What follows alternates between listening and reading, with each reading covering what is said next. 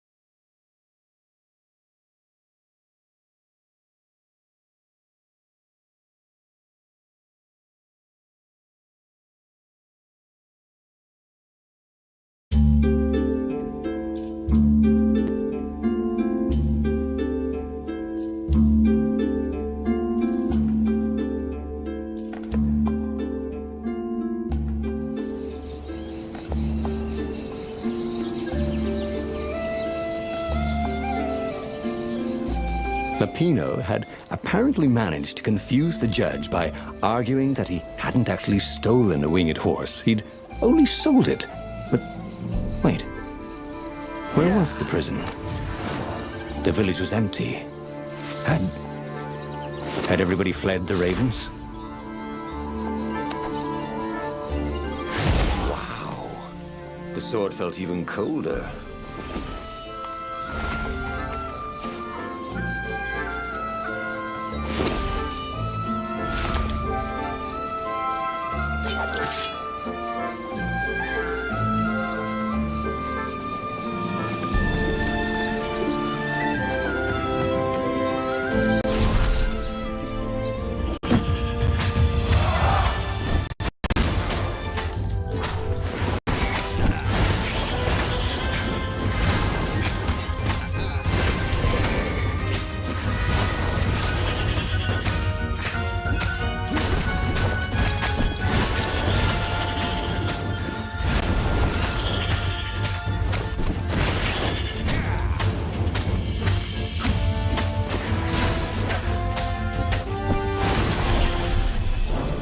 People were frightened these days.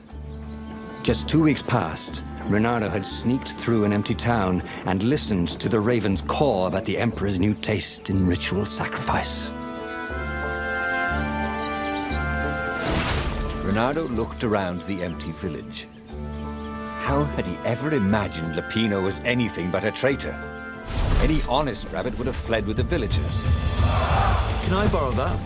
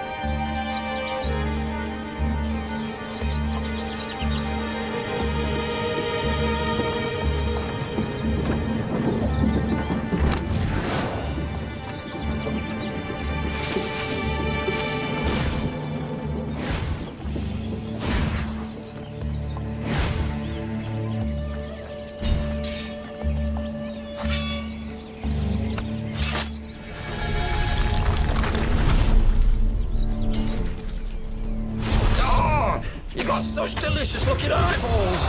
Caught the lead raven. Thank you, I think, said Reynardo. It never hurt to be polite.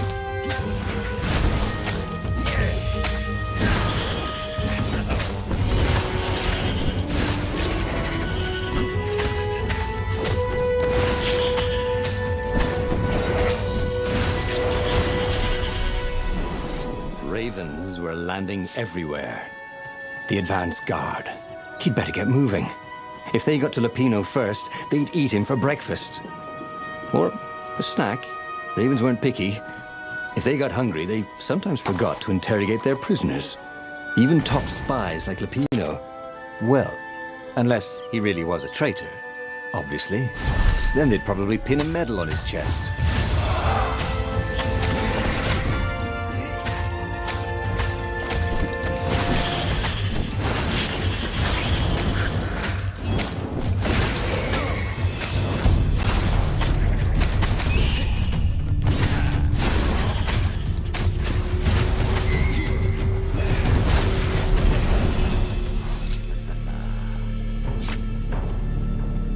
Lapino would betray him. But now Reynardo knew that.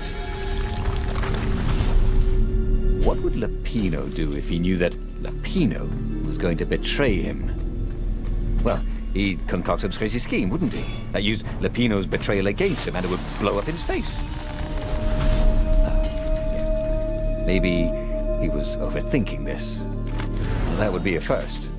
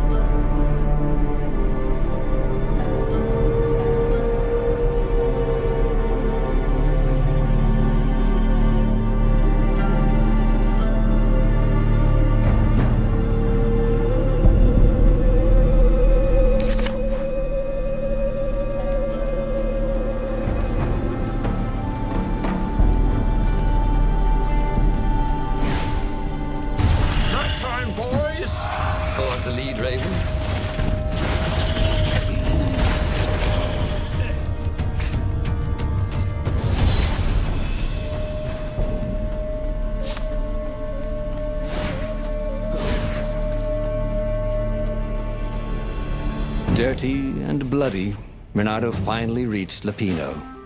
The rabbit was practicing his shuffle. Renato recognized the cards. It was Lapino's favorite deck. Oh, I thought you were in danger. I am. The ravens are coming. Oh, the prison thing. Right, yeah, see, this guard owed me 53 ducats, so we made a deal. They're very reasonable people, actually, for weasels. Now, I got a brilliant plan to kidnap Zenobia. We capture Zenobia, we find out what she knows, and that's the whole war right there. Easy peasy, lemon squeezy. Capture the Emperor's greatest general, who also happened to be a deadly sorcerer and, oh, his only daughter? That would be worth it. On the other hand, he could still get to the core of the Sky Ripper, even if he couldn't get the whole thing. It must have great power. Zenobia wasn't just the Emperor's daughter, of course. She'd been Renato's best friend in Sword Fu school. And you're still mad for her, the rabbit reminded him. They'd been close. She'd told him things no one else knew. But she'd never told him who she really was. She knows all the Emperor's plans, chuckled the master spy. She won't give them up easily. She'll tell the interrogators, all right, said Lapino. Taking her would change the game, all right.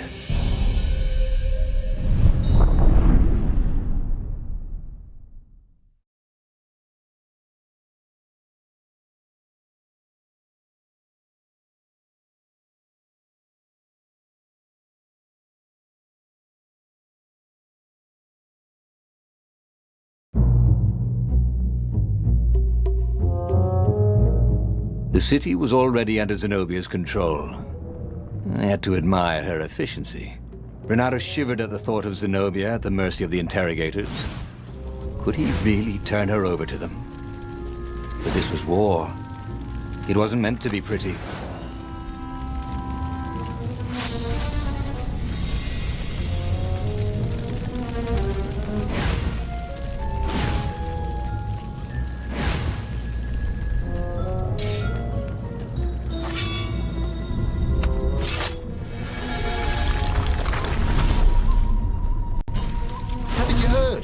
Goth is over.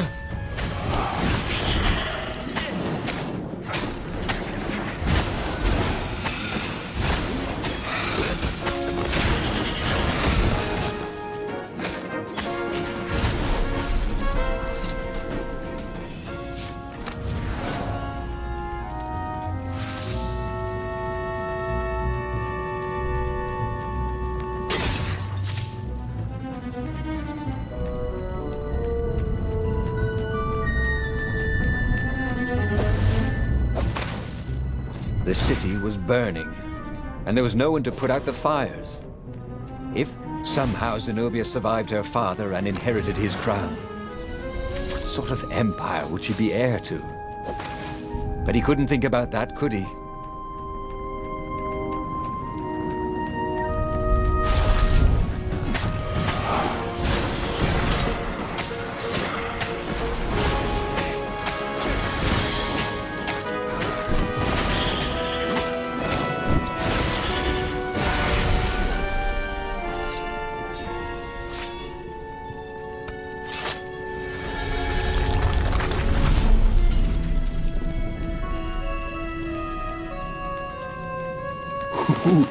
Ooh, a workbench.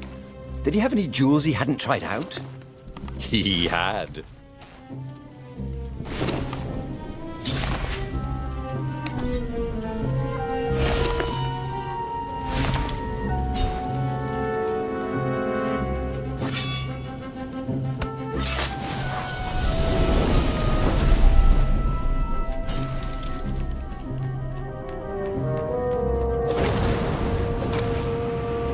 This couldn't be good for global warming.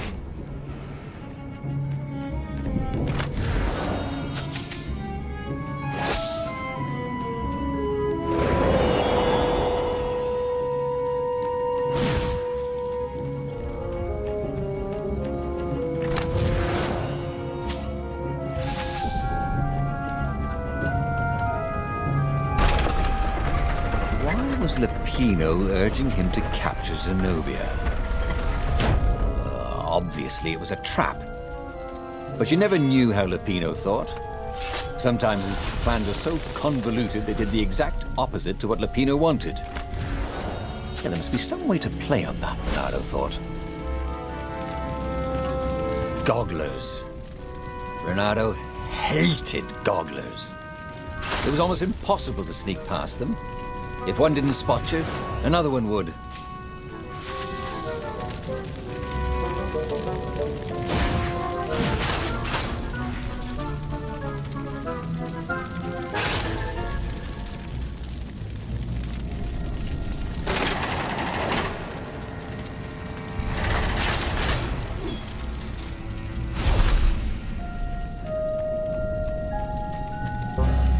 So, what's this plan of yours? Use me as bait, said Lapino. And he outlined a slightly complicated plan that involved geese, a net, setting the Farfarer a little bit on fire, Lapino dressing as an old blind toad, and Reynardo hiding inside a monstrous watermelon. What could possibly go wrong? Thought Reynardo. Oh, this is gonna be fun, said Lapino, as he ran to go set up his marvelous plan.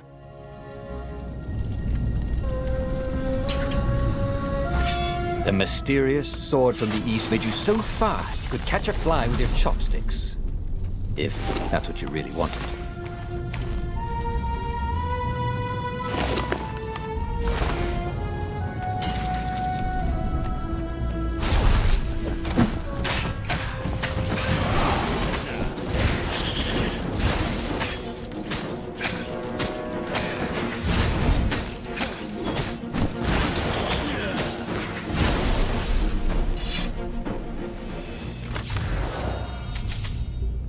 His sword food teacher used to say power gems were cheating.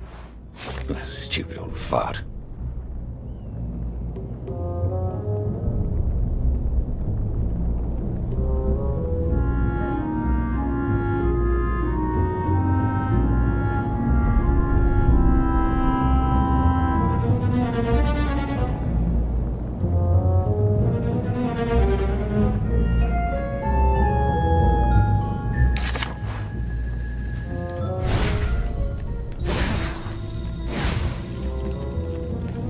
Had been the terror of the sandcastles when he was two.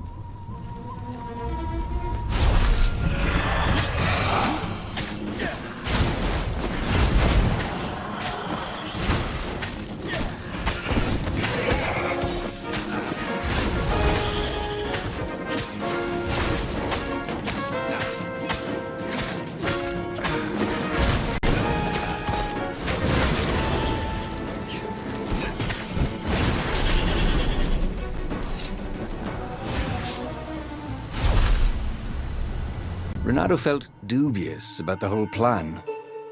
With every step, he was waiting for it all to go horribly wrong. But against all odds, Lapino's idiotic plan worked. Zenobia's ravens ran off after the geese, the net dropped, and Reynardo jumped out of the watermelon and put his sword to Zenobia's throat. "Reynardo," she said, "are those new scars? They look good on you. You never returned my velvet jacket.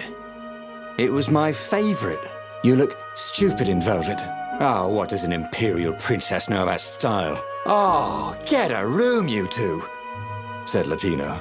But the fleet was coming on fast, so they put Zenobia on the Farfarer and took her east over the Nexus. She'd vanished from Swordfu School, from his life, without even saying goodbye, without ever telling him she was the Emperor's adopted daughter. Ah, Lapino was right, Reynardo thought reluctantly. She knows things. She recognized his look. "You're taking me to the Interrogators, aren't you?" she said, wide-eyed. And then she jumped, with horror. Reynardo saw Zenobia plummeting. Then he saw the Nexus below them. Cats always land on their feet. "Ah, she'll head for the Imperial outpost," yelled Lapino. "You have to catch her."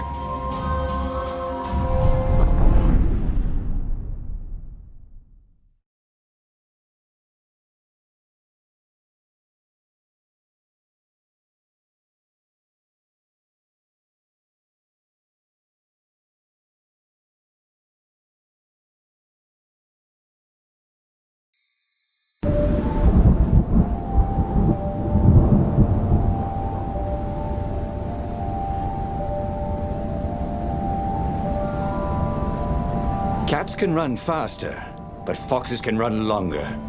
If he ran, he could head her off before she reached her minions at the outpost. Well, he did love a good chase.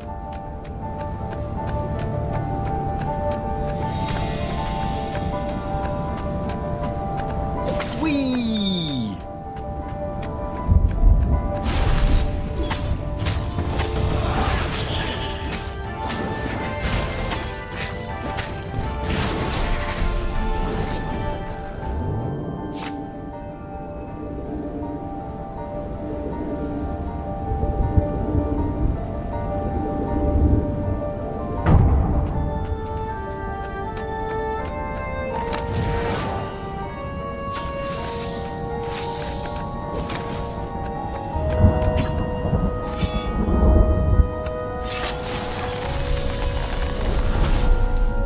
The road less traveled, thought Renato. How intriguing.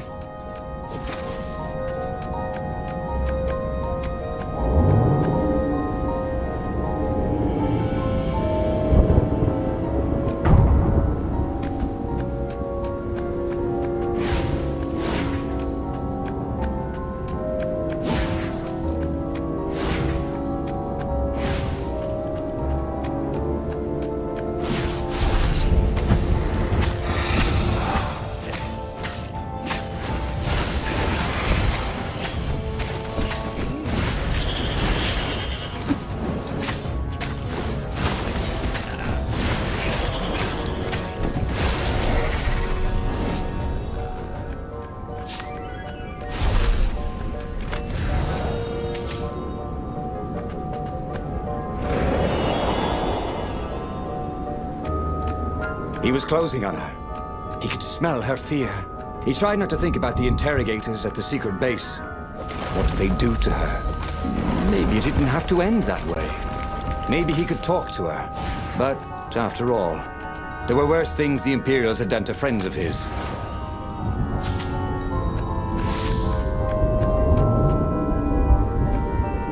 Take a leap of faith, said the inscription.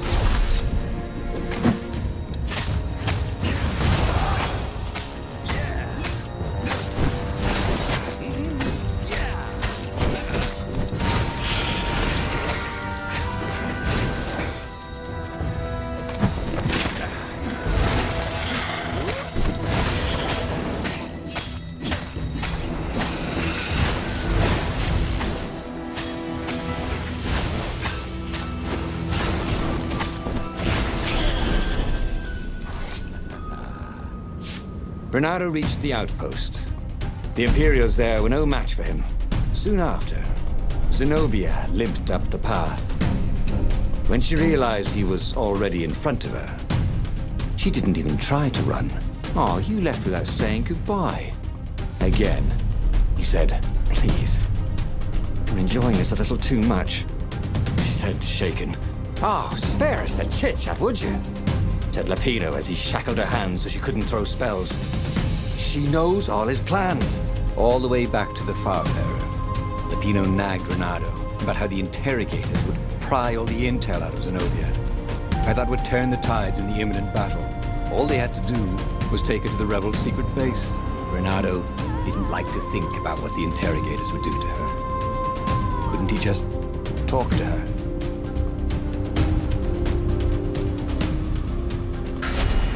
As they pulled away from the Nexus, Renato could see the fear in Zenobia's eyes.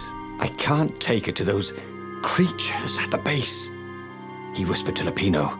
Ah, you've gone soft. Soft in the head. We captured her for what she knows. I'll take her to the mountains. Tell all the horrible things the Emperor's done. Yeah, believe me, she'll turn. And he turned the wheel.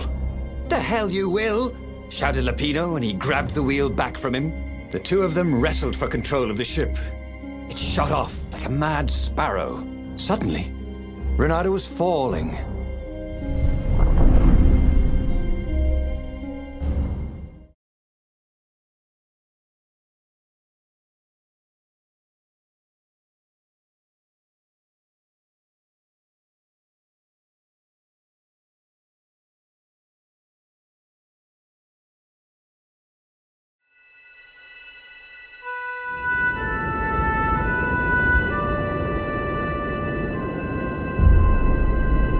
When he came to, Zenobia was standing over him. "Why didn't you take me to the base to be interrogated?" she demanded. "Do you know what's left of people they interrogate? This is some trick, isn't it? To make me fall for you again. Well, I won't. Oh, go on then. Scurry back to your ravens. I can't stop you." But strangely, she didn't.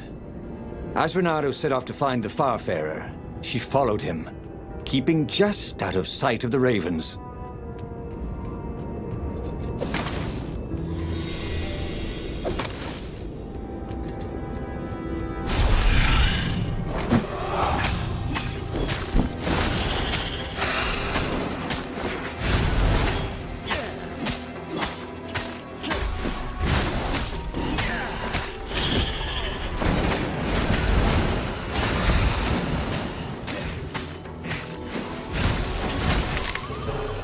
What dreams may come, he thought. And then he found out.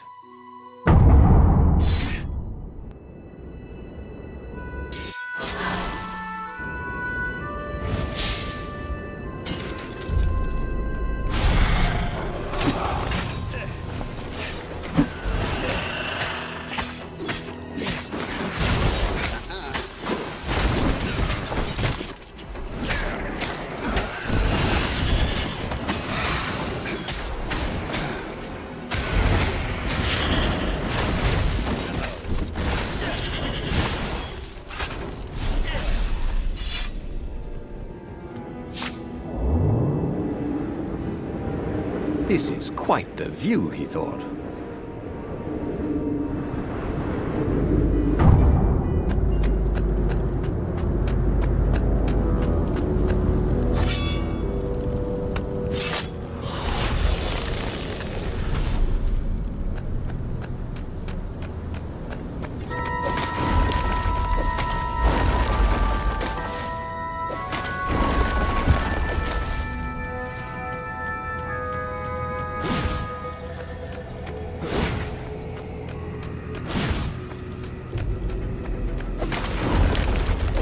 Hoped his hook didn't break.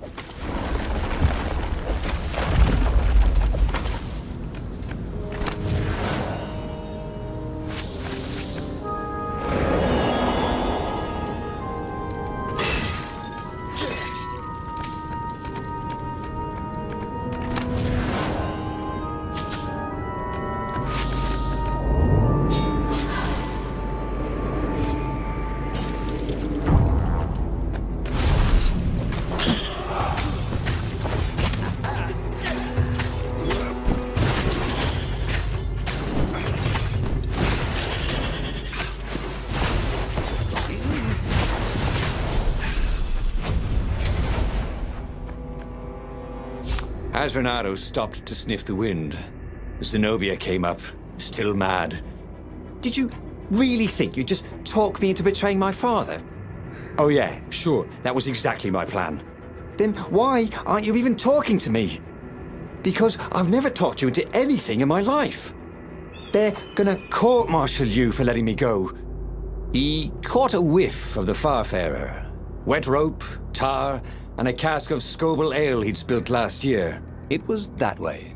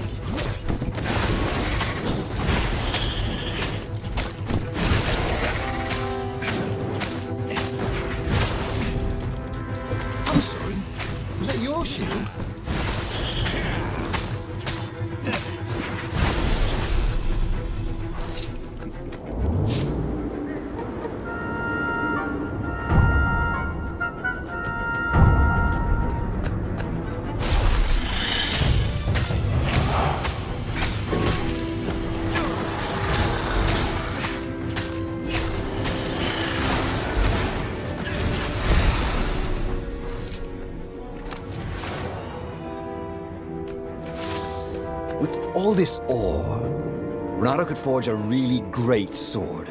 He was a master forger. That probably wasn't the right word.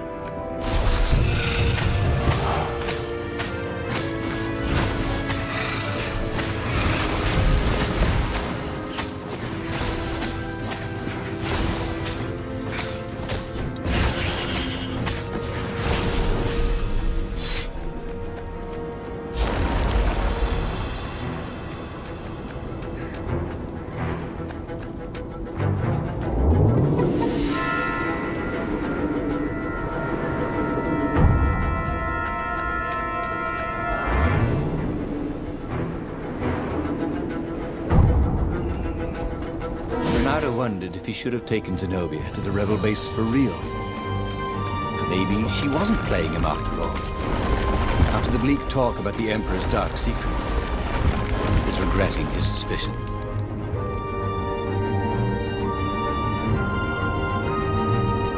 Sure enough, the Farfarer had crashed in some rocks. There was no sign of Lapino. Zenobia caught up. All that kid stuff in Swordfu school. Look, that's the past. We're adults now. We have duties to other people. We have destinies. What are you talking about? And you are the most arrogant, slow-witted, light-fingered, mercenary, immoral, reckless... Run away with me, said Renato, and he realized he meant it. What, just like that? She demanded. I will, if you will. So she kissed him. And it was the best kiss he'd ever had. They held hands as they boarded the Farfarer. Renato felt light-hearted, like the winds that were playing the rigging like a balalaika. But Lapino, I need to get back to Lapino, he said, suddenly realizing he could have been captured. A prisoner. He's not. How did you know? He saw something in her eyes he didn't understand. He fell, didn't he? Into the abyss. She looked away, wouldn't answer. But then a bolt smashed through the Farfarer's keel. The broken ship plummeted out of the clouds.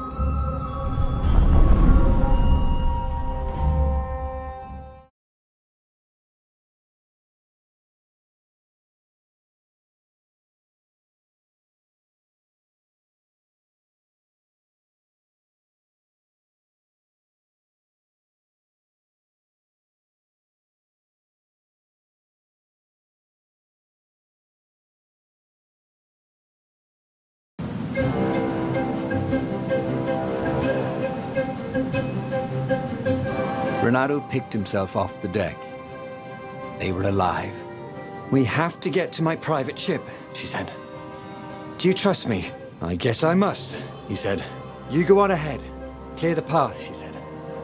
I can't kill my own soldiers. He wanted to say that he didn't trust her, that he had no idea what he was getting into.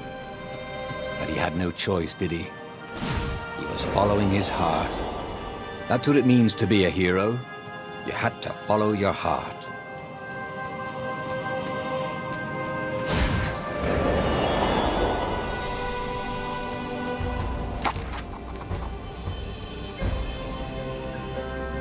Nice. That could be useful.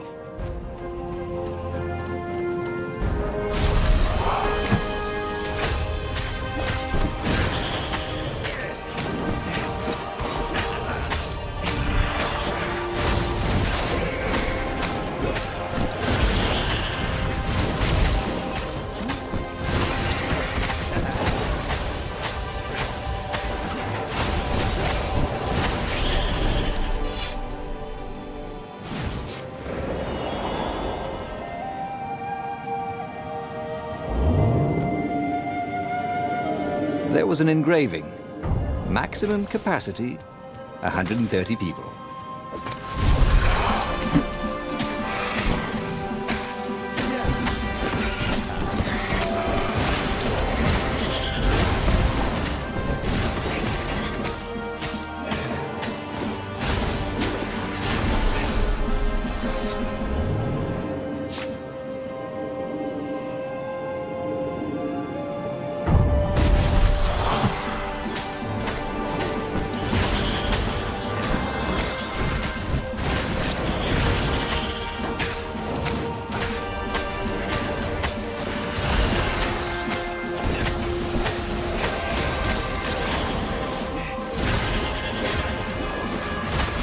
done rather well, actually.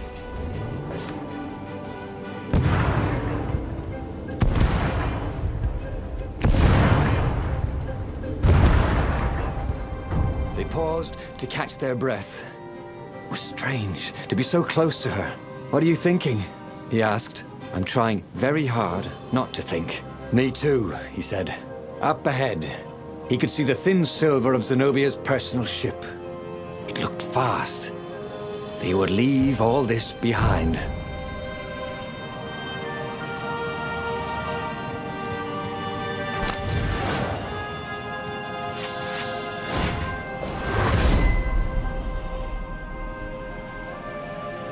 He was sort of yanking his own chain, wasn't he?